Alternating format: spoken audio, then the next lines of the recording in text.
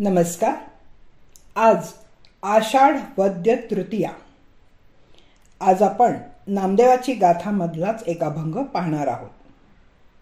जळी बुडबुडे देखता देखता क्षण न लागता दिसे नाती, तैसा हा संसार पाहता पाहता अंतकाळी हाता काय नाही. गारुड्याचा खेळ दिसे क्षणभरा, तैसा हा संसार दिसे खरा. नामा म्हणे तेथे काही नसे बरे, क्षणाचे हे सर्व खरे आहे. संत नामदेव महाराजांचे संसारातून लक्ष उडाले होते. त्यांनी आई वडिलांचा आणि बायका मुलांचा पसारा कठोर मनाने त्यागून विठ्ठल नामाशी जवळीक केली होती.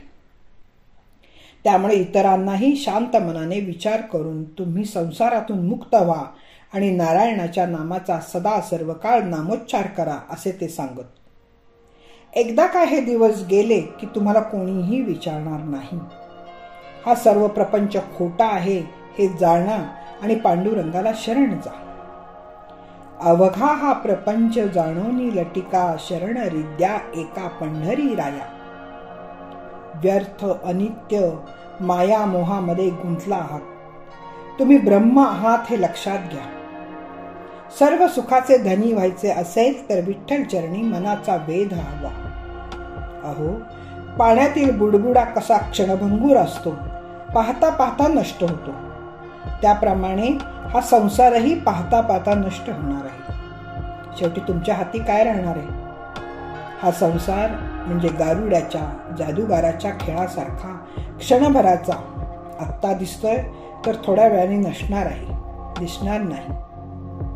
तो जो खेळ क्षणभर आनंद देऊन जातो त्याला कारण तो सत्य आहे, खरा आहे वाटतो म्हणून मिळतो. पण क्षणाने नाश पावणाऱ्या विषयी कसला आनंद मिळणार? तशीच गोष्ट संसाराची. हा क्षणभराचाच खेळ असतो. शहाण्या माणसाने या क्षणभंगूर अस्तित्व असलेल्या संसारामागे न लागता दुःखाची निवृत्ती आणि सुखाची प्राप्ती करून देणारे विठ्ठलाचे नाम घ्यावे. नामदेव महाराज संसाराविषयी इतके अनासक्त का झाले असावे? काही विद्वानांच्या मते नामदेव पूर्वायुष्यात संसाराचा गाडा चालवण्यासाठी काही मार्गाचा अवलंब करी.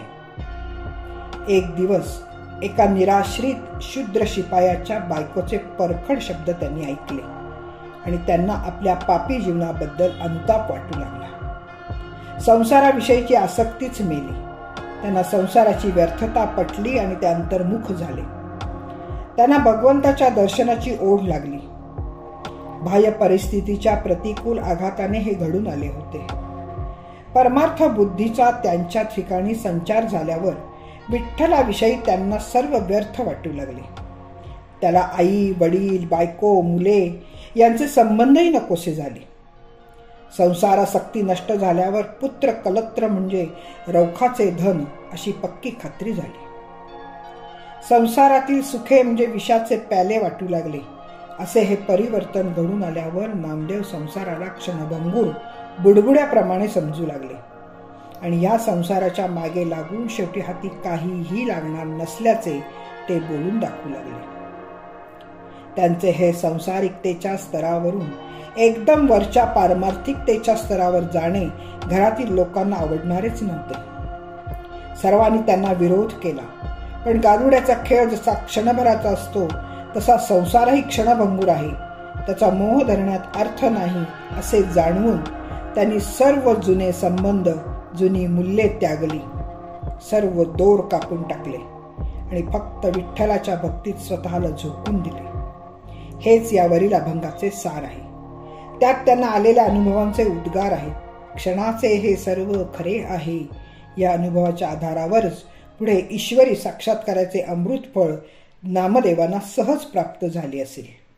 तुकाराम महाराज म्हणतात, हेची देवाचे दर्शन सदा राहे समाधान. धन्यवाद. मी वाचक सौभागती पल्लवी कुलकर्णी. नमस्कार.